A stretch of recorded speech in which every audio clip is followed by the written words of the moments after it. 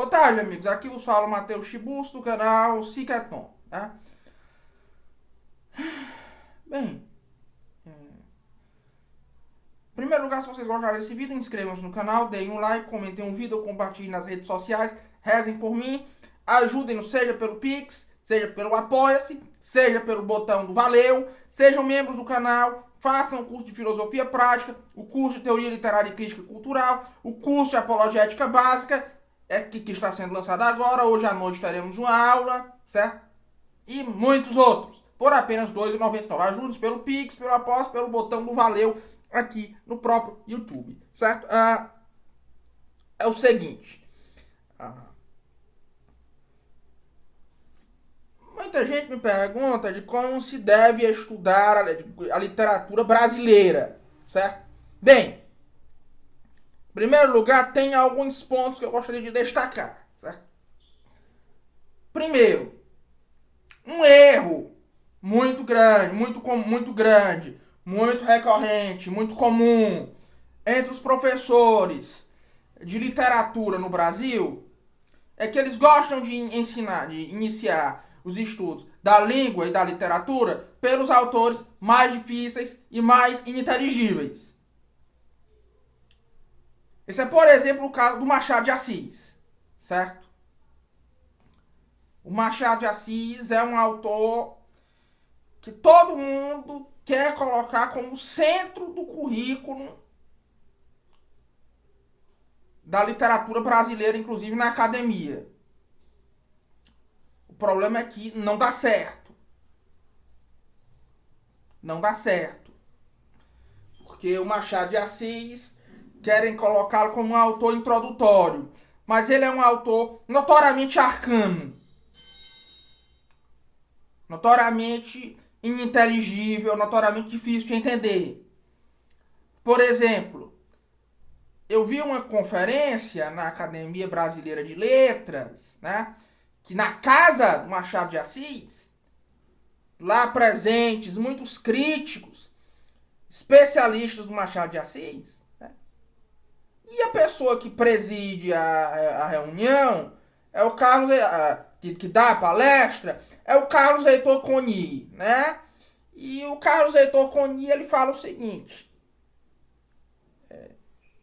que eu considero o Carlos Heitor Coni um bom romancista, um bom cronista, mas um crítico literário não tão bom. Mas ele fala lá o seguinte, no momento em que ele começa a discutir o Machado de Assis é ininteligível. É um autor que, para nós, perceba o termo que ele usa, para nós, esse nós tem uma ambiguidade, né? Eu e vocês, eu e todo mundo, né? Eu e eles, que é um grupo indeterminado, para nós, ali presentes inúmeros críticos literários importantes, professores de teoria literária, literatos, etc. Para nós, o Machado de Assis é ininteligível. Ou seja, é bom passar para o Machado de Assis, né, quando alguém já estiver em um nível mais alto de entendimento, né, um nível mais alto de compreensão, inclusive de cultura geral. É preciso ter uma cultura geral muito ampla para estudar o Machado de Assis. Esse é o primeiro ponto. Segundo ponto muito importante, né, para você estudar a literatura brasileira: comece pelos autores mais próximos de você.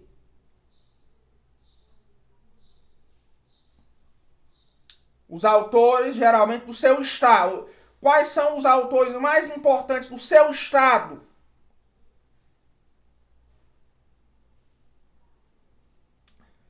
Por exemplo, no caso de um cearense, certo?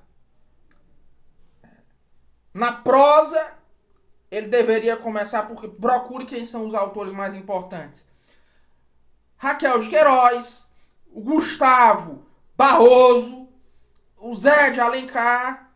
Você começa por esses, né? Claro que na poesia, o Ceará é muito mais importante do que na prosa.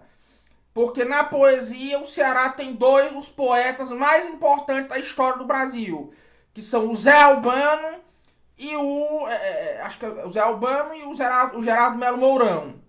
Né? E o Gerardo Melo Mourão. Então, que hoje o Albano eu acho que ainda é mais fácil encontrar, porque querendo ou não, a obra dele está em domínio público. Agora o Mourão, as obras já são tanto difíceis de encontrar.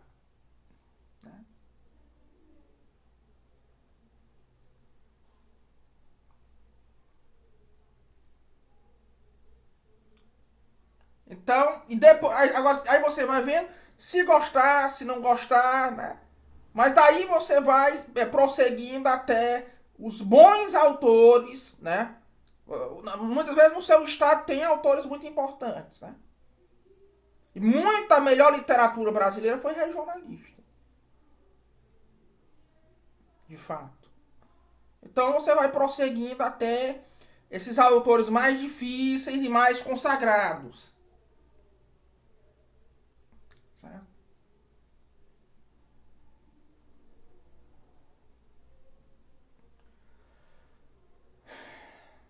Então, daí você prossegue. Terceiro ponto, é importantíssimo que você esteja minimamente familiar com a literatura portuguesa também. Você precisa ter, para conhecer a literatura brasileira, um grande conhecimento da literatura portuguesa, especialmente de Gil Vicente e Camões. Certo? É algo muito importante.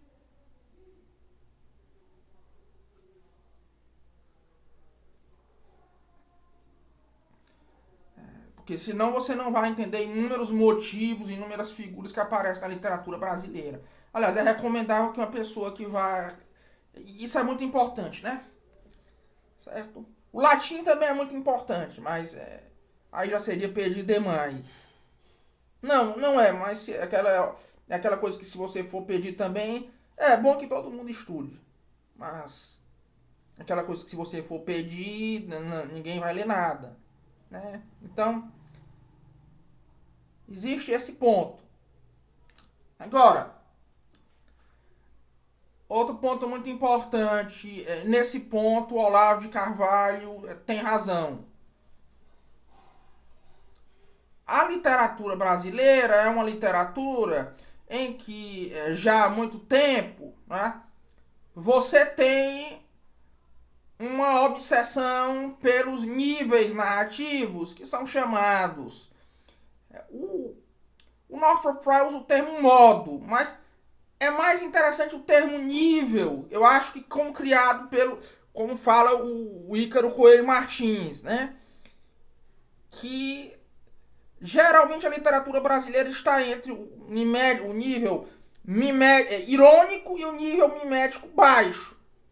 Nível irônico é o da pessoa que tem desventuras que a tornam inferior em suas capacidades aos demais.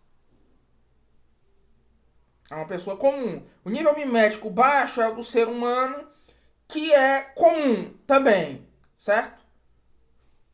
O ser humano que é uma pessoa comum, uma pessoa de capacidades normais, que não é nenhum tipo de... não é, de certa maneira, uma pessoa excepcional.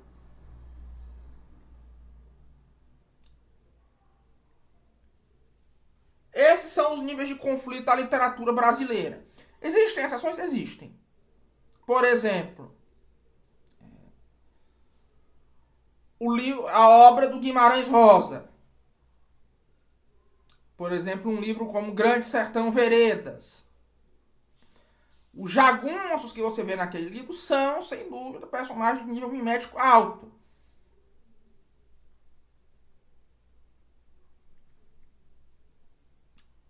Porque são superiores, eles estão em um nível superior, digamos assim, ao menos em qualidades aos das demais pessoas.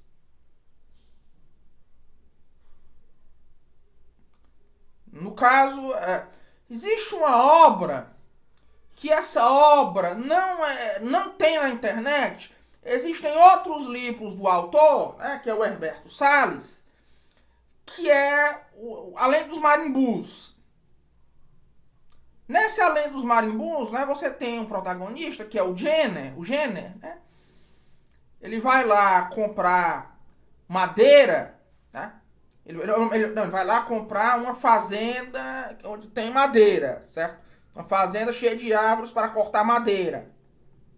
Lá em Andaraí, que fica na Bahia. E esse Jenner, né? Ele está em uma posição de superioridade em relação aos outros personagens. Os outros personagens podem fazer muito pouco contra ele. Quase nada contra ele. O que eles podem é tentar manipulá-lo para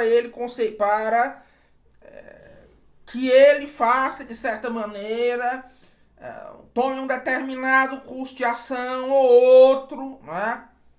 Mas ainda assim é algo muito frágil. Porque aquele personagem, ele já está...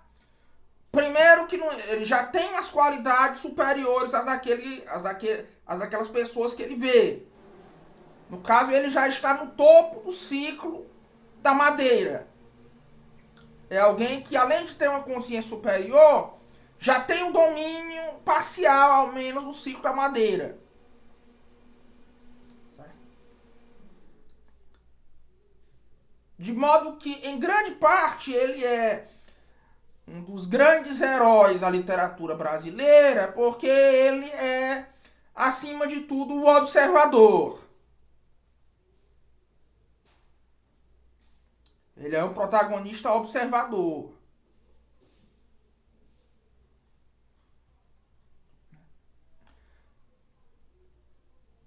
Ele já tem uma decisão que foi tomada e os personagens não têm muito o que fazer contra a decisão dele. E a decisão dele é algo que irá mudar a vida de todos eles, sem dúvida. E realmente não há nada que possa ser feito. Eles podem apenas tentar manipulá-lo de diversas formas. Só uma pessoa é capaz de opor um determinado contratempo a ele. Certo? Que no caso, os outros personagens, em grande parte, ou são pessoas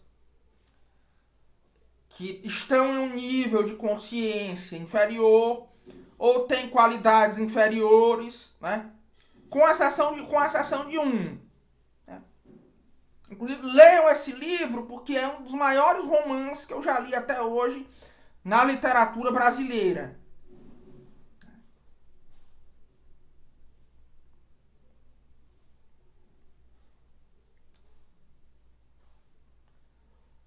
Uma outra recomendação do Olavo de Carvalho, né? É que procurem, por exemplo, aquela pequena bibliografia crítica da literatura brasileira, do Otto Maria Carpo, que reúne os principais autores da literatura brasileira até então, e a sua fortuna crítica. Além de algumas breves observações, tem algumas observações do Carpo, certo? Ela é uma boa... Agora, deve-se ter em mente que ela contém algumas lacunas, certo? Por exemplo, um dos autores de que ele não trata lá, que ele fala que não terá tempo para tratar, é, por exemplo, Guimarães Rosa.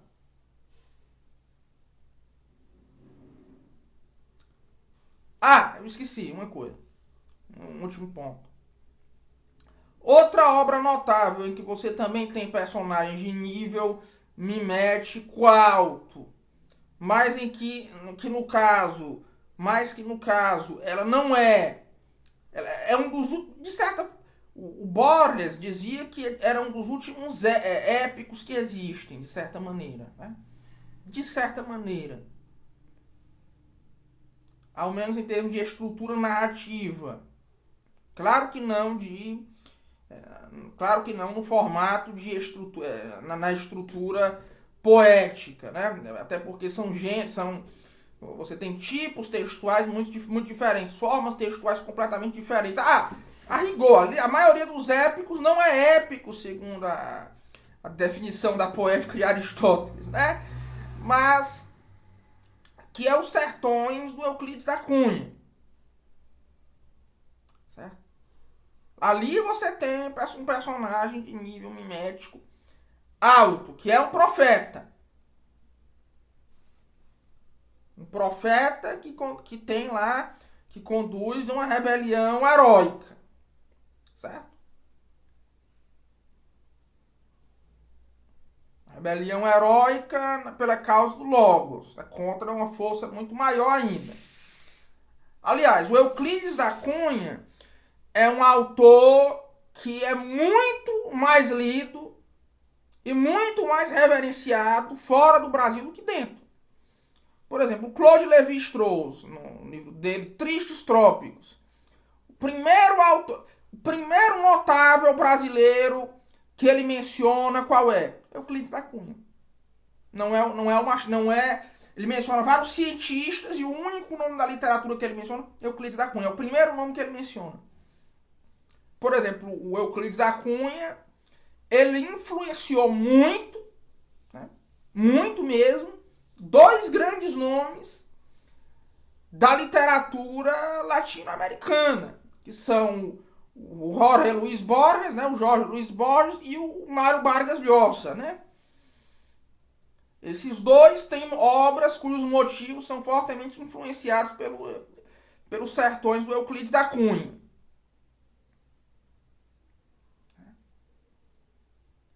Mas hoje em dia os sertões são uma obra que é pouco lida no Brasil nos últimos 20 anos.